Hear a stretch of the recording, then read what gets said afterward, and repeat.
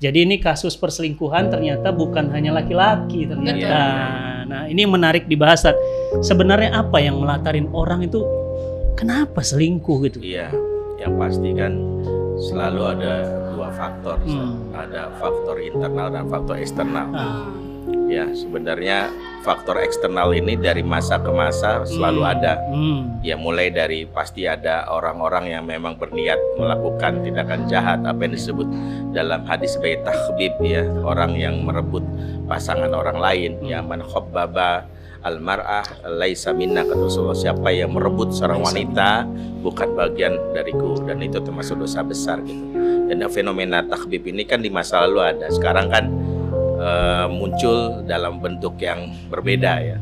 Mulai pelakunya ada yang disebut falak, ya, nama lengkapnya falakor gitu.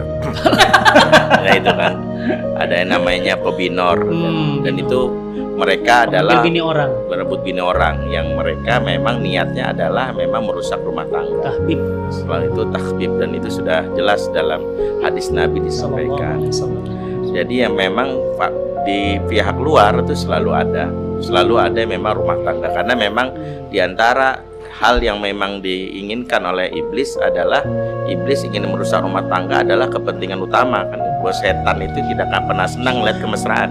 Dia ngelihat Ummu Sajat, Ustadz Fatih begini nih, duduk berdua saling bahagia tertawa, setan stres. Setan itu pasti berpikir gimana caranya gitu, ya. Dan itu membuat mereka meriang dingin itu seperti itu. Nah, ketika seseorang sudah mulai merenggang jauh, istri suara meninggi, suami mulai membentak, setan bahagia. Apalagi ketika masing-masing yang terikat dalam kata pernikahan ini sudah mulai itu punya idaman lain, ya, mau pil atau will. Nah, itu setan bahagia luar biasa.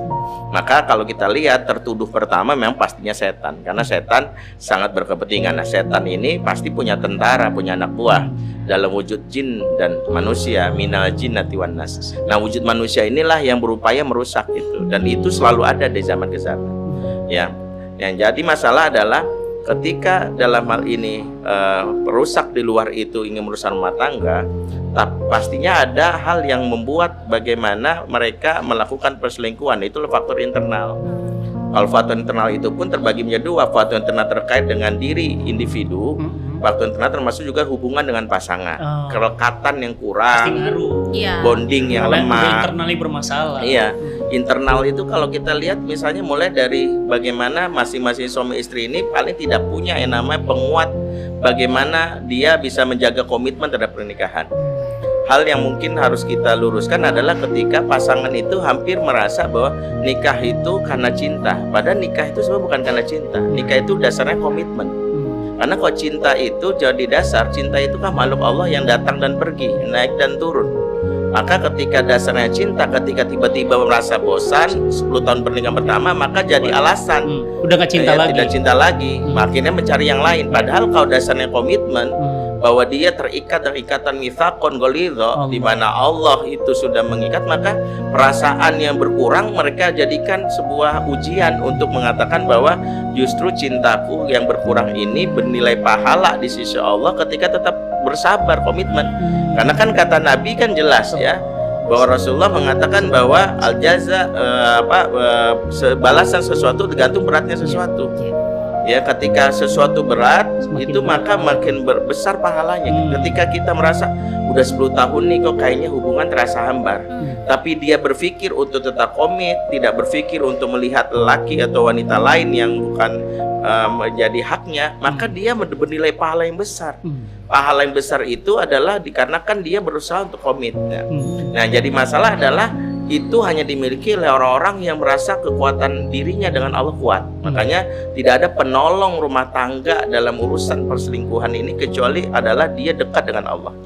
Makanya hampir semua orang-orang yang memberikan solusi-solusi teknis mental selalu bilang gini, perkuat hubungan dan pasangan, raihlah bagaimana sering-sering healing bareng, jalan berdua bareng.